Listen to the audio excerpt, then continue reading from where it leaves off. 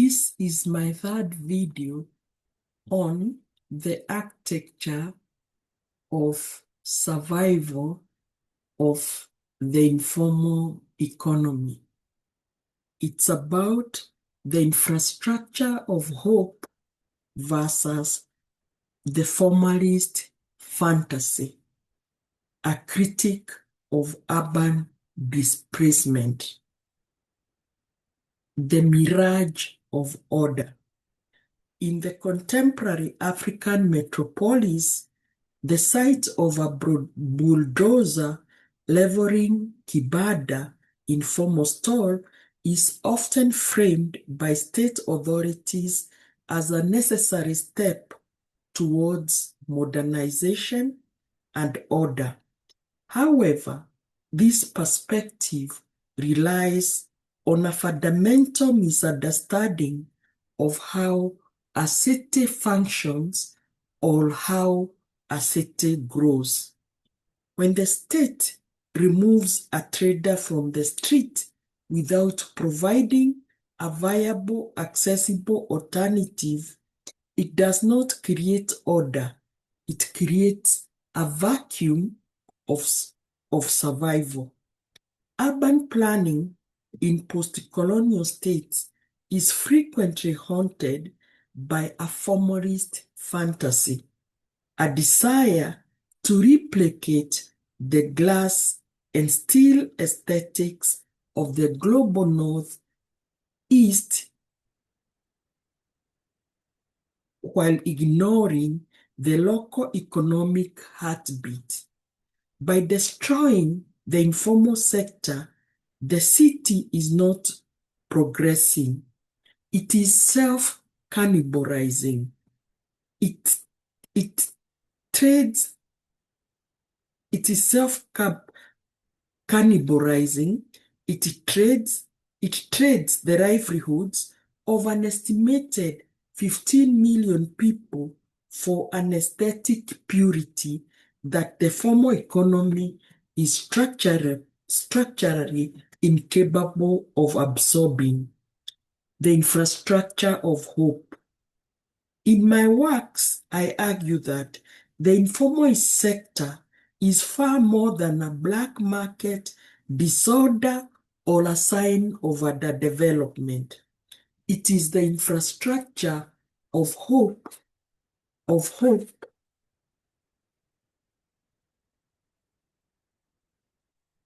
unlike the rigid, exclusionary nature of formal banking employment. The informal market is built on accessibility and social capital. It's a space where the marginalized, disproportionately women and youth, can negotiate their existence. I post that these markets are governed by Utu, where business is not merely about profit maximization, but about community sustenance. To dismantle the market stall is not just to remove a temporary structure, it is to dismantle a sophisticated social safety net refined over generations. The catastrophic ripple effect. The destruction of a kibanda is rarely a contained event. It triggers multidimensional cascade of social failures that push families from vulnerable to destitute. Education interruption, the stolen future. In many urban households, the daily income from a vegetable store or a second-hand clothes stand functions as a tuition fund. The informal economy operates through high-frequency, low-margin transactions that provide daily liquidity required to cover secondary school fees, uniforms, and books. When the city cleans the streets, It effectively puts a child's future on hold. Research by Mother Chen, 2012, highlights that the urban poor, the informal economy is the primary vehicle for intergenerational mobility. Without this daily income, children are pulled down from school, often ending up in informal labor markets the state is trying to suppress without education required to eventually transition to higher value jobs. I know cases of market women who have educated their children up to college level, and they have sat in those markets during rainy season and dry season to fend for school fees for their children. Health crisis, the Kibada pharmacy. For the urban poor, formal health insurance remains an inaccessible luxury. In this context, the Kibada serves as the family pharmacy and medical reserve.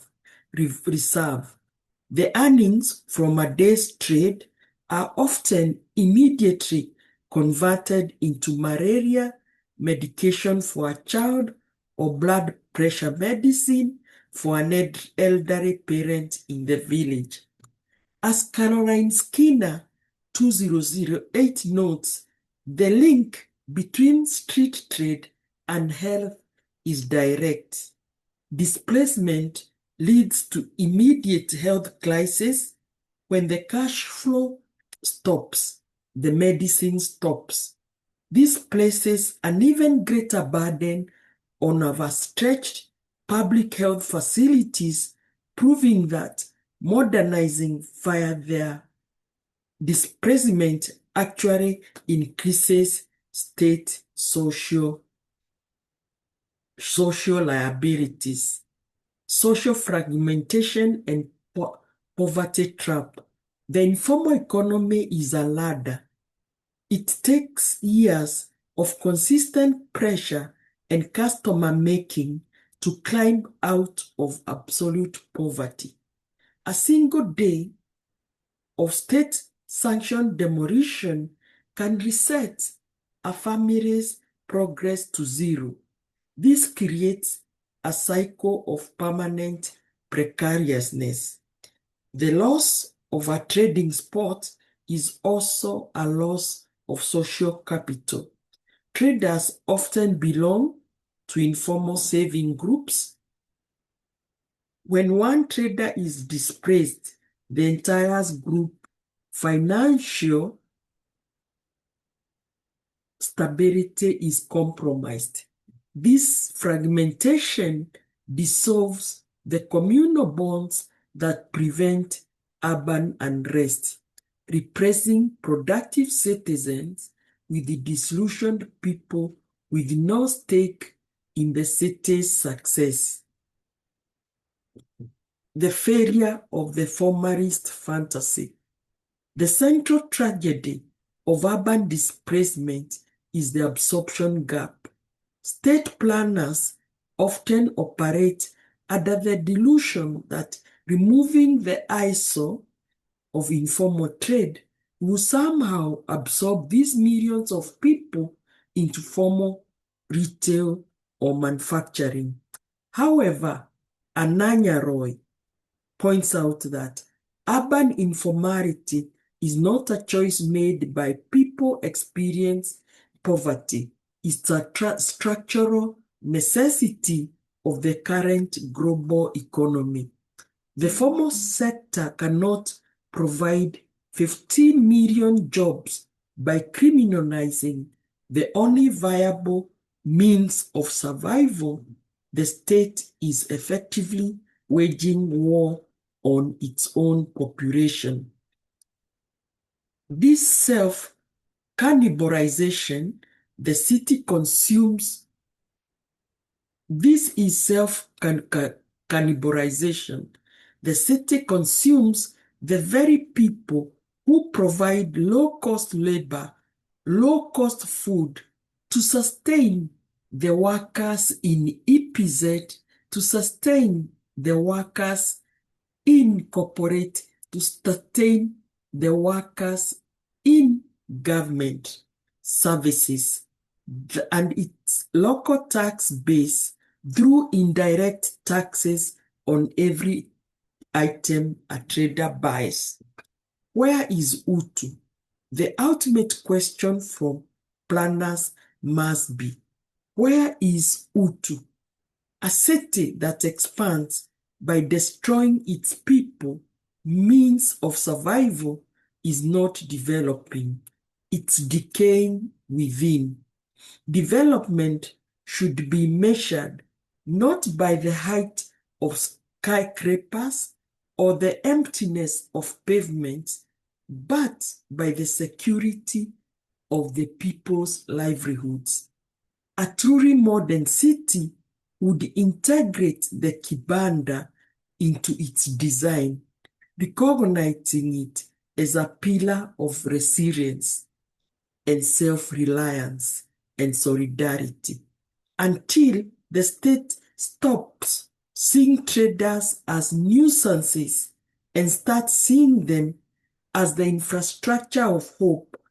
Urban development will remain a violent, hollow fantasy. And I would like to remind you that during the COVID-19, Uhuru Market led the way in designing the masks.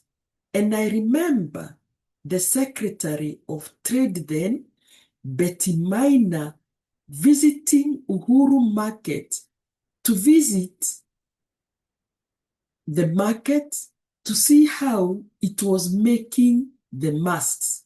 And I'll repeat again, Uhuru Market led the way in the design of masks during the COVID-19 pandemic. So it was an institution of hope where everybody was struggling to make the masks. So let's remember, while we are destroying the informal economy, we are destroying the very institutions of hope. Moreover, that Uhuru Market is very important in making garments for low-income people. So we are destroying the very hope of people who are struggling to be industrialists. The informal economy, an economy of care. Contrary to the disorganized or chaotic labors often applied by modernist planners, the informal economy operates as a highly sophisticated, indigenous-led development base. It functions through a series of value chains and social philosophies that formal sector often lacks. Abdul Malik Simon 204 argues that people as infrastructure become the very nodes that keep the city function. So every individual in a kibanda is a node through which the city functions. So let's not destroy their spirits. Let's keep them shining. Functions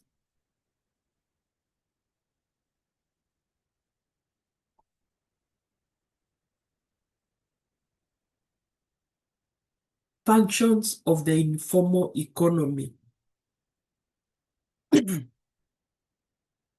Subsidized food. Mama Bogas, who provide the last mile delivery of nutrition, bridging the gap between rural production and urban consumption, and making city life more affordable. 1, they feed our workers in EPZ. We feed our workers in the industrial area. If it was not for their subsidized food, the labor costs would be very high.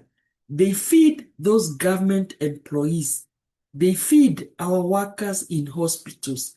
They feed our workers in corporates, low-level grade workers who don't go to malls. So if these mama bogas were not there, labor costs would be very high because of the food sold in the shopping malls. Indigenous financing.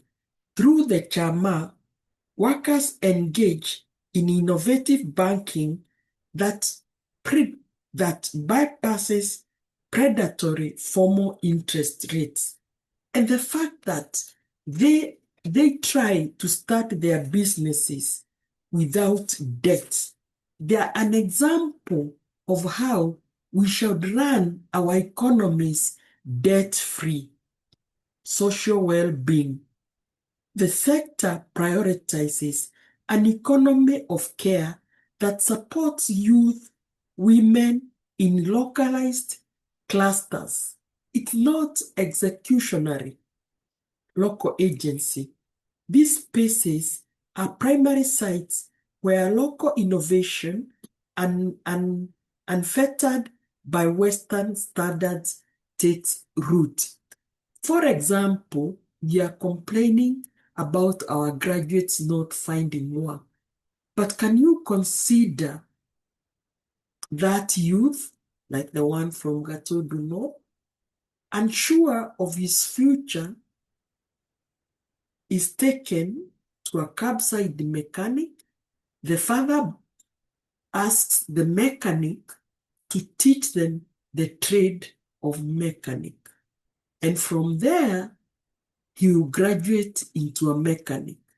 Yet, the rest of our youth are soaking in substance abuse, soaking in alcoholism, and every day, very frustrated. Again, there is this young lady from Gatudu North. The mother asked her to join her at her market stall. And eventually, she learns the trades. And eventually, she'll have money to build herself. So, if these people are teaching us self-reliance, why don't we support them so that they can grow, so that they can have a better future?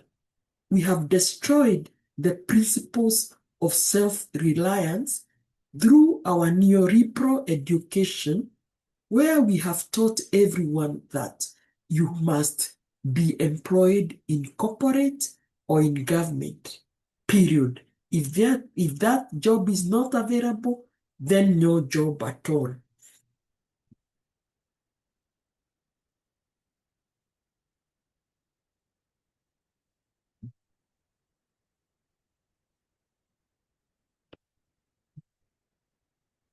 The philosophy of the informal economy. The philosophy of the informal economy transcends mere survival. It presents a profound ontological challenge to the Western capitalist division between the productive and the social. In the Kibanda, the market is not a sterile site of transaction, but a vibrant territorial complex where economic activity is inseparable from communal existence. This holistic approach creates an invisible architecture that sustains the majority of the urban population. Through three core principles: dignity, solidarity, and reciprocity. You see how market traders will support each other during funerals, during weddings, during graduations, and during childbirth. That's how the business is a way of life. Self-reliance and dignity as resistance. The choice to operate within the informal sector is often a refusal to be defined by the formal state's rejection. For the 85% graduates who do not find placement in the formal job market, the kibanda represents a reclaiming of agency, autonomy over subservience. Unlike the formal sector, which often requires specific social markers like English accents or elite networks or political networks, the informal economy rewards grit and local innovation. Working for oneself is an act of the colonial dignity. Rejection of a system that views the uncredentialed as unskilled. The labor-life unity. In this philosophy, labor is not sold in rigid 8-hour blocks. It is integrated into the rhythm of the day, allowing for the care of children and the maintenance of social ties. This fluidity directly challenges the neoliberal separation of the worker from the human. So we need to dig deeper and appreciate the model of the informal economy. Like what Pope Francis told us, we should learn from those in the margins. As workers, as professionals, we should, like Pope Francis told us, smell like the sheep. That is, be able to sink into the muddy waters of their lifestyles and understand them before we strive to change them. Resource pooling, the economy serving the person. In the informal market, capital is social as much as it is financial. Transactions are embedded in a logic of solidarity and entrepreneurialism, where the goal is collective survival rather than isolated accumulation. The indigenous micro-saving groups are the primary engines of finance. When resources are pooled to pay for a neighbor's hospital bill or a child's school fees, community is practicing a form of indigenous banking that bypasses predatory formal interest rates. Human-centric value. By prioritizing the person over the ledger, the informal economy creates a safety net that the state has failed to provide. Here, the architecture of survival is stability is compromised. This fragmentation dissolves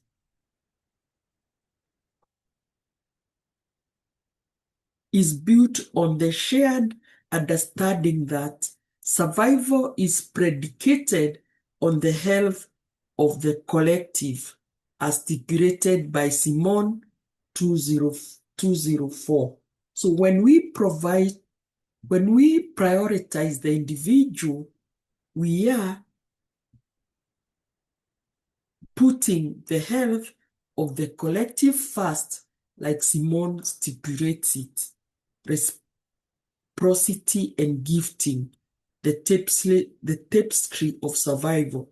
The informal economy functions through a moral economy that values long-term relationships over short-term gains. This is best exemplified in the practices of credit and shared consumption. The gifting logic, extending credit to regular customers, is not seen as a risk in the traditional financial sense, but an investment in a web of reciprocity. It ensures that even in times of individual scarcity, the community does not go hungry. Unified tapestry. In the kibanda, there is no sharp boundary between land, space occupied, labor work done, and consumption, the food shared. This is Ubuntu model creates a sophisticated ecosystem of care where economic transactions are simultaneously acts of social bonding.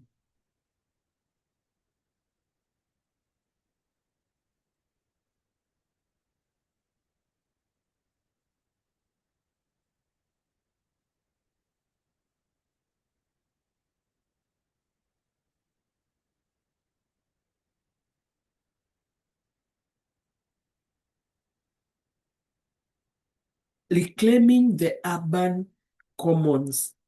The ongoing exclusion of 83% of the workforce is more than a social injustice. It's a structural ticking time bomb for the Kenyan urbanity. To build a truly resilient and modern city, we must move beyond the English accent requirement for economic citizenship.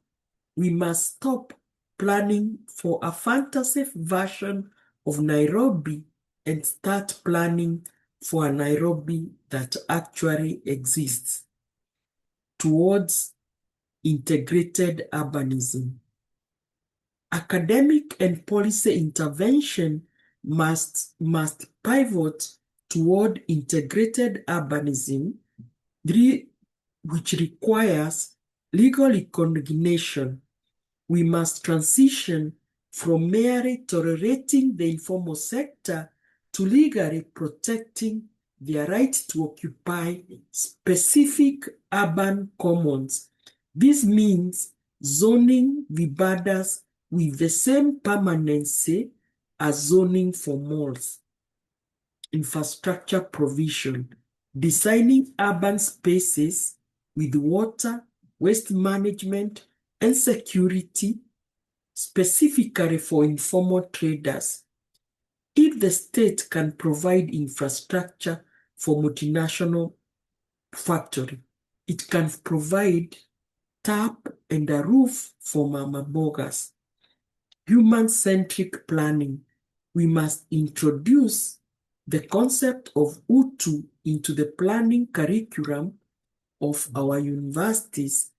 Future architects and planners must see people not just as encroachment.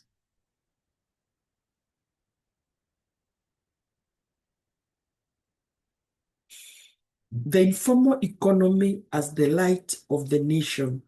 For decades, neoliberal discourse has framed the informal economy as shadow economy, a dark and regulated space that needs to be brought into the light of formal taxation and regulation. I argue the opposite. The informal economy is not a shadow, it is the primary right by which the vast majority of Kenyans live. It is the site of institution hope, a laboratory for indigenous development, and the only economic system that offers immediate autonomy to the marginalized. When city planners prioritize glass tower over the artisan workshop. They are building a city of stone with no soul, a city that does not plan for the small-scale trader with the same fervor it plans for special economic zones has failed its people. True development is measured not by the height of skyscrapers, but by the density of social safety nets woven by its citizens. The violence of dismantling trauma recovering system. The most harrowing finding of this study is the realization that state-sanctioned demolitions are in essence an assault on trauma recovery system. When a bulldozer levels a kibanda, the damage is irreparable and multidimensional. The shattered escape. For the woman escaping domestic violence, the kibanda was her exit ticket from coercive control. Its destruction sent her back into the hands of the abuser. The interrupted future. For the child of a displaced person, the daily earnings of that store were the difference between a secondary school education and a life of precarious street labor. The dissolution of solidarity. The territorial solidarity of the market, where the traders protect one another and share resources, is the primary mechanism for keeping the peace in the urban periphery. When this is dissolved, the state creates a vacuum that is often filled by crime and radicalization. Beyond the fantasy, a call for Utu. The city is currently engaged in a perilous trade. It is sacrificing the survival of 15 million people for a formalist fantasy, a vision of order that the formal economy is structurally incapable of supporting. This fantasy cannot absorb the millions of workers it displaces. Instead, it renders them invisible, criminal, or dead. A truly developed city would recognize that informal sector is not a problem to be solved, but a resilient system to be supported. Unlike the state, until the state acknowledges the traders' Utu, its modernization will remain self-cannibalization. It is a violent erasure of the very people who make the city possible, the builders, the feeders, and the providers. To save the city, we must first save the kibanda. The future of the African metropolis lies not in replicating Western urbanism, but in the form of recognition of the indigenous of hope. We need a city of souls, not of stone.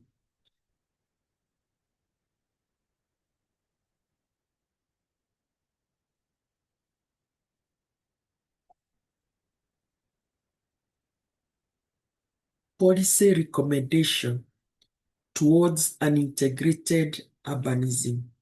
To move from a strategy of displacement to one of integration, the following policy shifts are recommended for municipal and national governance: legal recognition via special permits. The space should move away from binary or legal versus illegal occupation of states.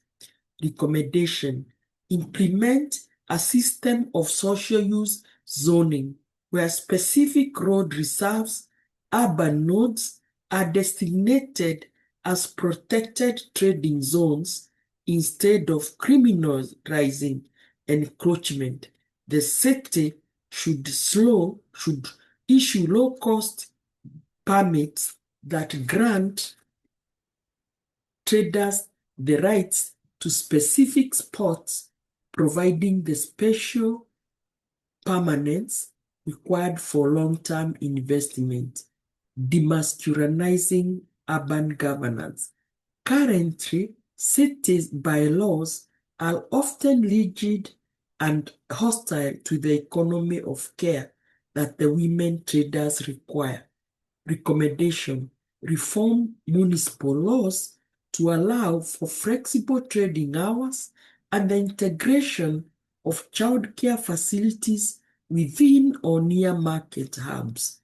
Urban planning boards must include representation from the Mama Boga and Chama leadership to ensure that modernization does not come at the cost of gender-based safety net autonomy. Juakari procurement integration. The technical skills of the urban periphery are currently excluded from the state's developmental engine. Recommendation: create formal-informal bridge in government procurement. The state should waive the requirement for formal physical address or high-level English accent credentials for small-scale artisans by awarding a percentage of government contracts, e.g. for school furniture, street lighting, to informal workshop. The state can foster indigenous industrialization. The financial inclusion through the Chama recognition. The Chama is the most effective microinsurance system in Africa. Recommendation: the central bank and municipal authorities should create a regulatory framework that recognizes Chama-based credit histories by allowing informal savings records to serve as collateral for small-scale infrastructure improvements, paving market floors, or installing solar lights. The state can support the infrastructure of hope without imposing the predatory logic of formal banking. Impact assessment protocols for demolition. Currently, demolitions occur without a human cost assessment. Recommendation: registrate a mandatory socio-economic impact assessment prior to any urban clearing. If a demolition will result in more than 10% of the local population losing their source of income or children being pulled from school, the state must legally be required to provide an immediate viable relocation site with equivalent daily liquidity potential.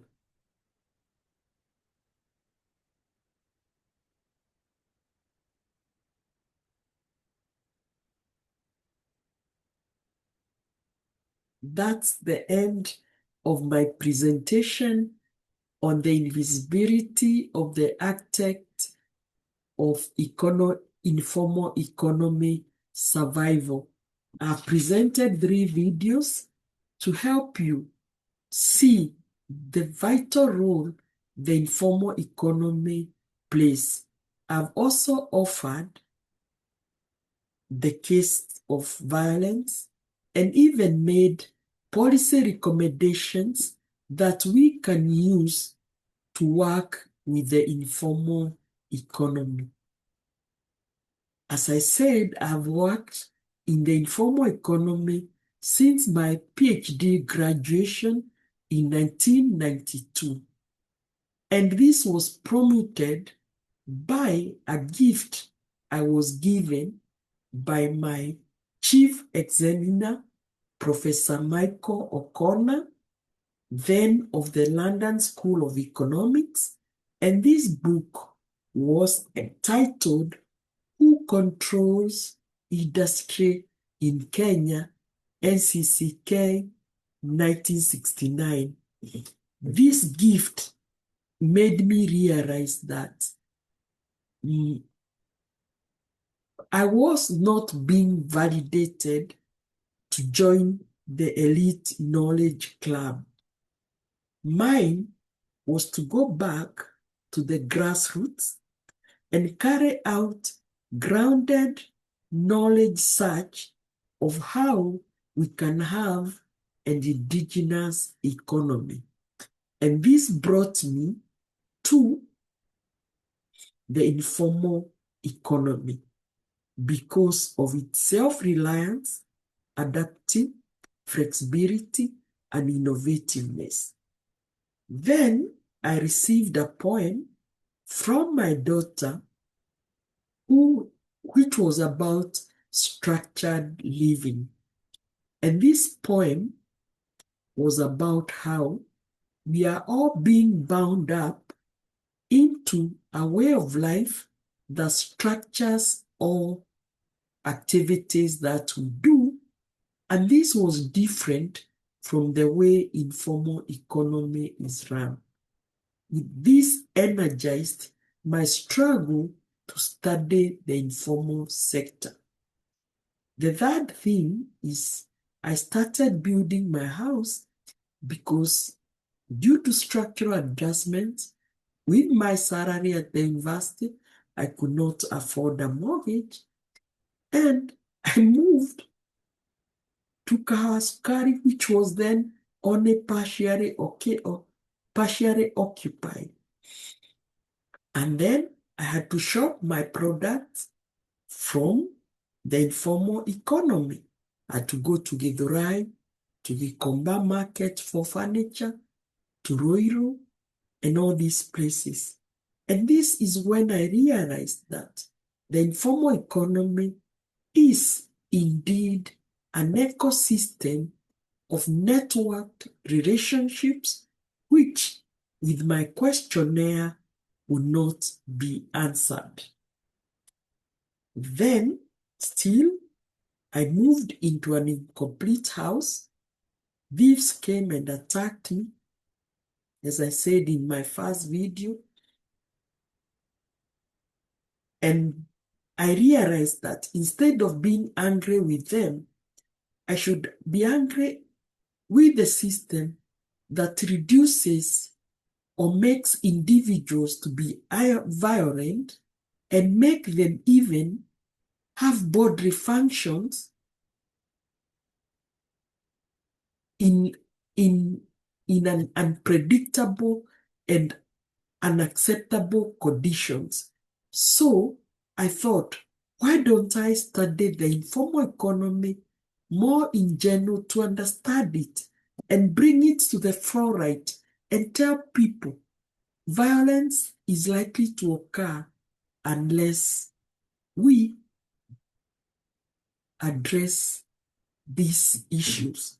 And as I can tell you now, we live in cages, we build nice houses, then the next thing is a high wall with razor wire and cameras. Why? Because the city is becoming more and more insecure. But we can create security by restoring Utu. Then, in another incident, I was with my questionnaire in Mombasa. And when I got to the market and explained to the women who I was, they looked at me and they looked at each other and they laughed. I knew automatically they were not going to give me the information I required. Then one lady looked at me and asked me, until the one we used to call Mary Monica in high school. Then I said, yes, I was in Mugwiri Girls. And she told me, yeah, I know you. You have never stopped working with books. I told her, yes. Now I work with books. And I'm a teacher at the university. So she told me, you know us, we live, our knowledge is lived experience. Sit down and I tell you how the African market works. And that's how I learned how to start listening and learning to the margins. First, taught by O'Connor, my daughter, the violence, and my classmates. Let's all go back and listen to these people. Our gated communities will be meaningless. Our isolated cities will be meaningless.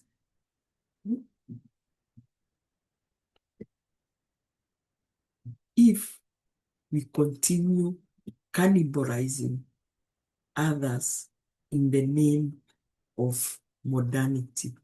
Goodbye and wish you luck. And I would like you to subscribe to my channel, Mary Jerry Media. Look at other videos there, like the one on Gatodo North about dams, the effect of the dam in my neighborhood village, and how it has affected the lives of the people. I would want all of you to appreciate that. We really need Utu in our planning. We need to keep our textbooks away and understand what we are doing. Thank you very much. Let's meet again on another topic. Good luck.